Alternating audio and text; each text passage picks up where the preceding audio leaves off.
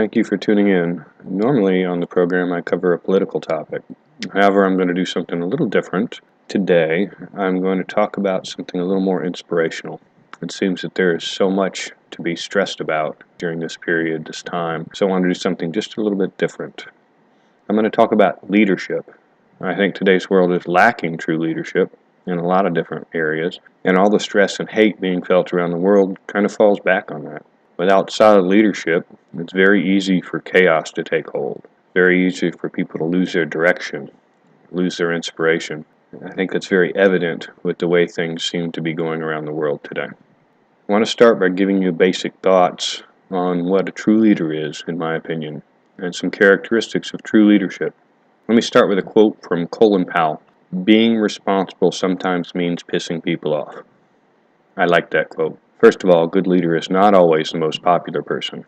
A good leader makes decisions that are not necessarily popular, but are actually necessary to achieve his or her goals, or the goals of the organization or the team or the nation or whatever faculty they're positioned in. Additionally, a leader is always accountable.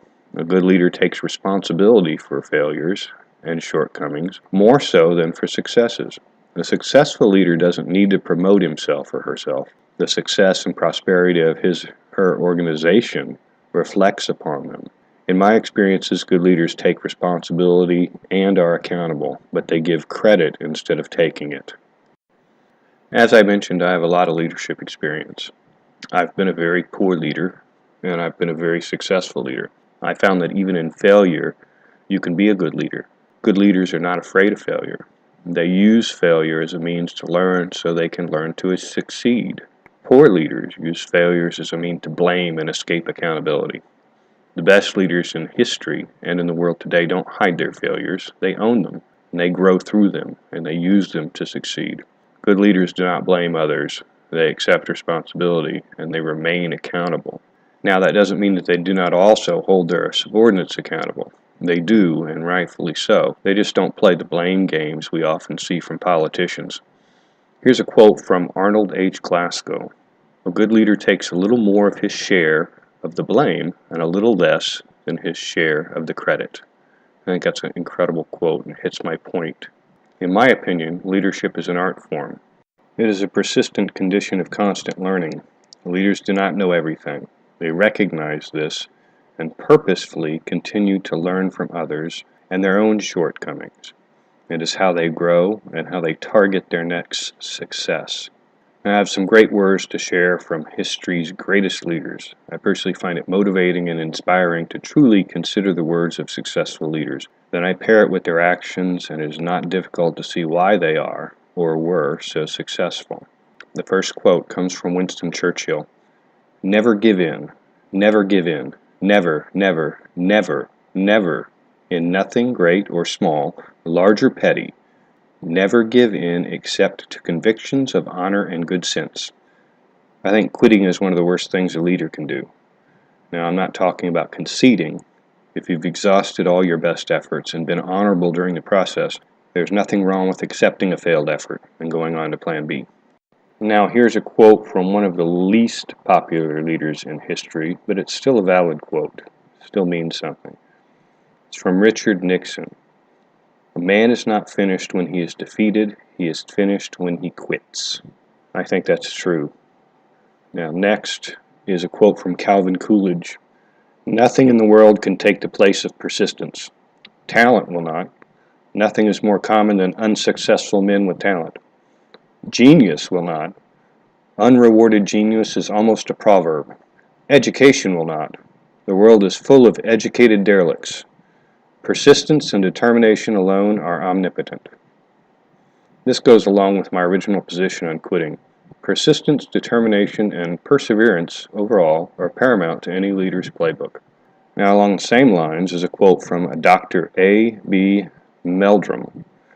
"Bear in mind, if you are going to amount to anything, that your success does not depend upon the brilliance and the impetuosity with which you take hold, but upon the everlasting and sanctified bulldoggedness with which you hang on after you have taken hold."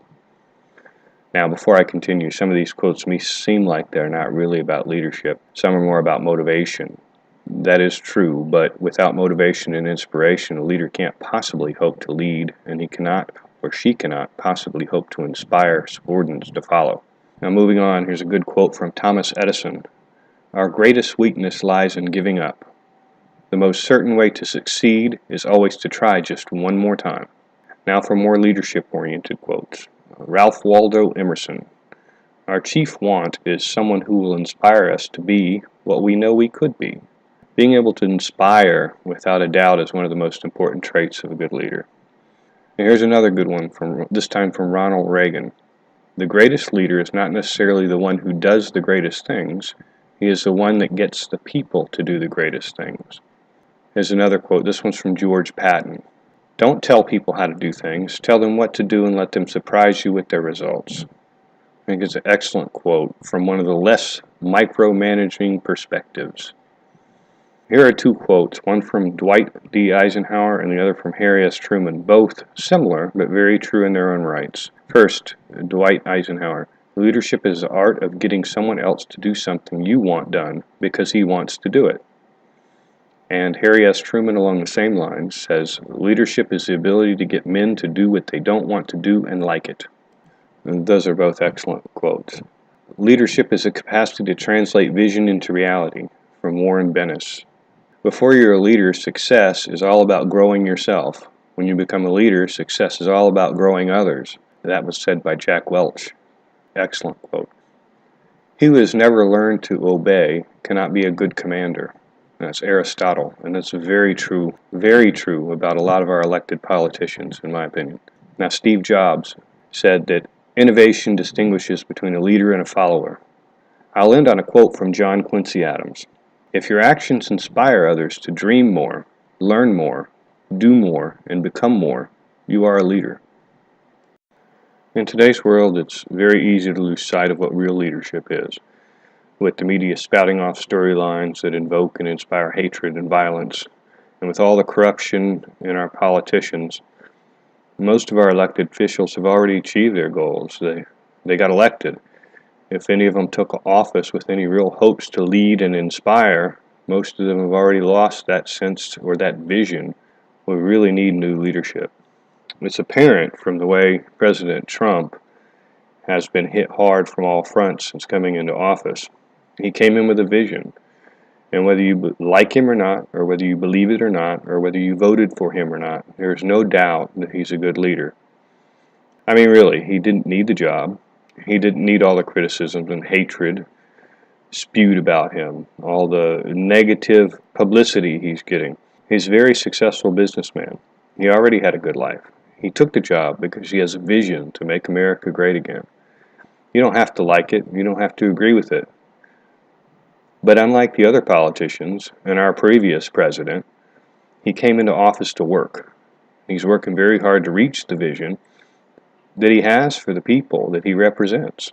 It's just the same that everybody else in Washington, those multiple decade congressmen and women who got used to not working and just saying empty words and shouting and inspiring all kinds of hatred to distract from the fact that they were never really doing their job in the first place.